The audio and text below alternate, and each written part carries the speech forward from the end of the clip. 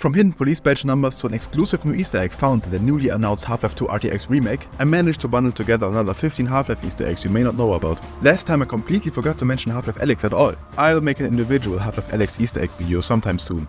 Again, if you are an avid watcher of Half-Life content, you may know about most of these, but perhaps you'll still enjoy getting your knowledge refreshed. The first Easter egg is one that I have never seen people talk about, that is actually seen quite frequently. On a lot of combat technology you will find the sequence V952, like on the turrets, the emplacement gun, the hunter chopper and its bombs, and the AR-2. It even got featured in the CSGO M249 OSIPR, a combat theme skin. What a lot of people don't know about though is the fact that this is not just randomly chosen. It's actually a reference to the brother of Tree Win. Tree Win designed a lot of textures and models for Half-Life 2. His brother happens to be a police officer in Ottawa, Canada, whose badge number is actually V952. The second Easter egg is one you have likely seen but just never noticed. When playing Half-Life 1, you have probably looked inside Freeman's locker. There are two main Easter eggs in this. For one, there's the baby picture, which is actually a picture of Isabel Teasley, daughter of Harry Teasley. Harry Teasley was an artist and game designer who helped create Half-Life 1. It's unclear how this baby relates to Gordon Freeman though. It's unlikely to be his own daughter. Mark Laidlaw once explained that this is just an Easter egg, but offered the idea that it is perhaps a picture of a niece or nephew. Not sure if a psychopath like Gordon Freeman will keep around an image of any relatives though. In the same locker we also find two books. These are titled The Orchid Eater and The 37th Mandala. These are real books written by Mark Laidlaw. There also used to be a third book which can still be found in the game files, The Third Force, another book by Mark Laidlaw. It's unclear if it would have been used here or somewhere else though. These are, funnily enough, not the only time you find baby pictures and book references in Half-Life though. In Opposing Force, you are also able to find a picture of two children in this cabinet. There's also one hidden in Blue Shift. It's unclear who these kids are or who placed them there. There are also a few books hidden in Half-Life 2 in Eli's lab. We can find The Extreme Aggrutato by Mark Laidlaw, The Big Book of Big Text by Dayan Eng, who is the brother of Davi Eng, a concept artist at Valve, The Meaning of Lost and Mismatched Socks by Harry S. Robbins, and Aeronautical Robotics by William C. Wood, which is the name of the father of Matt Wood, another developer at Valve. All of these books, except for The Meaning of Lost and Mismatched Socks, are fictional though. The last book is The Truth About Aliens by RH, which stands for Rob Hieronymus, who was a level designer and writer at Gearbox Software. It's seen in Gordon Freeman's room in Decay and in Barney's locker in Blue Shift. Speaking of locker rooms, the third Easter egg is actually exclusive to the PlayStation 2 part of the game. In both the normal and the PlayStation 2 version, you will find scientists on the toilet. However, in the PS2 version they will actually converse a bit. They have 3 conversations they cycle through on a regular time interval, and one secret fourth one that only happens once every 5 minutes. Credits for this next clip go to Maphitimus Blackimus, which shows all 4 possible conversations. Have you been able to get the beverage machine to work yet? I hope those containment parameters are still nominal. I certainly hope you know what you're doing. I really don't know. Are you 100% sure that theory of yours is correct? I really don't know. Shouldn't we try to capture a specimen? You can't be serious. I believe something smells quite foul here. You are completely wrong. What is that stench? I must remember to report that fluctuation. I certainly hope you know what you're doing. I really don't know. I can't hold on much longer. Thank God you're here. The sample was just delivered to the test chamber. What a really cool detail to add. Another Easter egg seen in the beginning of Half-Life 1 is this poster of Barney. The text here is pretty hard to read, but it is actually possible to do so. If you manage to decipher it, it will read this. If you can read this shit, then you are really fucking strange. With good eyes. I need text of interest here. No really, go ahead and picture something cool in your mind eye. Make something up of what you would like for this to say. In Half-Life Decay, in the level Domestic Violence, you can find a corpse swimming in this pool. You are actually able to destroy it. It has 3000 HP and thus takes 600 crowbar hits to break. Once you manage to break it, it will drop snugs, not the NPC but the weapon. Pretty cool.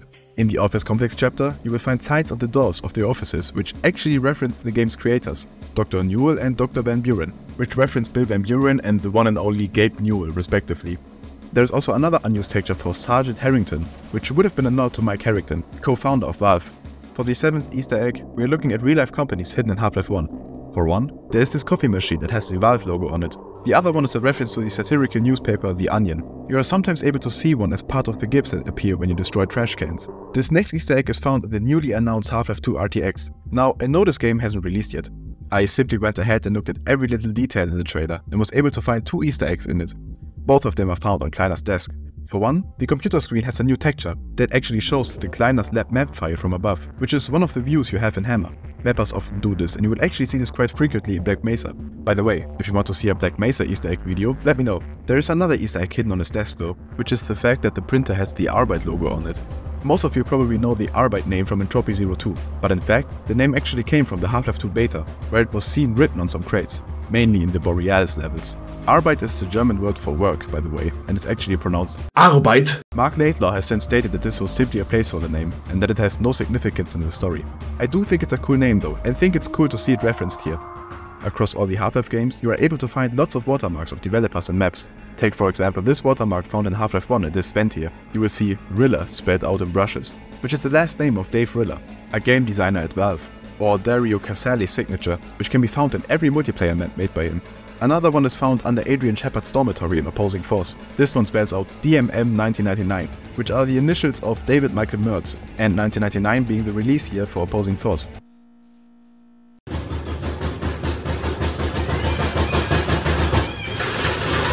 There are a few more, which I also talked about in my other Easter egg videos, so go check this out if you want to.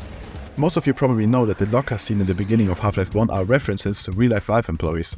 I also mentioned this in the last part of my Easter egg series. Did you know though that something very similar is done at the beginning of Opposing Force? When you start the training levels, you can find the names of many Gearbox employees written on the footlockers in the dormitory. Also similarly, the locker of David Mertz, the maker of this map, is right next to Adrian Shepard's. In Half-Life 1, the name of Brett Johnson is next to that of Gordon Freeman, Brett Johnson being the creator of that map. By the way, very similarly you can find a lot of developer names written on the dormitories in Half-Life Decay and in the hospital rooms in episode 1, which I talked about in the last Easter egg video. Speaking of Opposing Force, some of you may not know about this computer that can be found here. When you press use on it 3 times, the infamous blue screen of death will appear. Probably not much of an actual Easter egg, but a pretty cool detail nonetheless.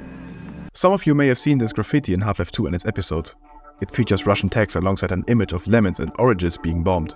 I must admit, I never realized those were bombs. This graffiti is actually an inside joke made by the Valve level designer Matt Wood. The day written next to it in Russian is visually meant to look like the name Ren, which was the nickname of his then girlfriend, who was a vegetarian at the time. The bombs dropping on fruits suggest that he hated having to limit himself to non-meat items like fruits, or perhaps simply disliking oranges and lemons. Or perhaps disliking his girlfriend. For Easter egg number 13, we gotta jump back to Opposing Force. There is a funny reference most of you probably missed in the room where you found the barnacle grapple. You see, there are multiple containers with different Zen lifeforms here, which all have a number written on them. This particular one is empty and broken and has 007 written on it, a clear reference to James Bond. It is referencing the fact that James Bond always escapes, which whatever Zen form used to be in this container also does in this case, or out of this case, in this case, whatever. For the penultimate Easter egg, we're staying in Opposing Force. For an Easter egg, most of you have probably noticed. In the pitworm fight, we have to enable 2 different things to trigger the toxic waste flush to kill the pitworm. These 2 things are for one Valve, and for the other, Gearbox, which in case you didn't get it yet, are both the companies that worked on this game. Valve should be obvious, and Gearbox is the company it was contracted to, who is these days known for making Borderlands for example. In Blue Shift, you can check the security cameras in the intro. There are 2 Easter eggs hidden in these cameras. For one, you see Gina Cross on one camera delivering the Zen crystal to the test chamber. Gina Cross is one of the protagonists of Half-Life Decay. On another camera, you can see Gordon Freeman passing by, as well as the 2 scientists you saw in Half-Life 1. If you manage to check this camera at the right time, you will catch one of the scientists dancing.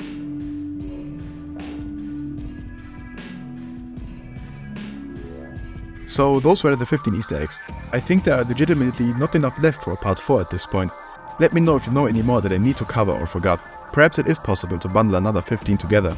I'll be sure to bring you a Half-Life Alyx version soon as well. Otherwise, thank you for watching.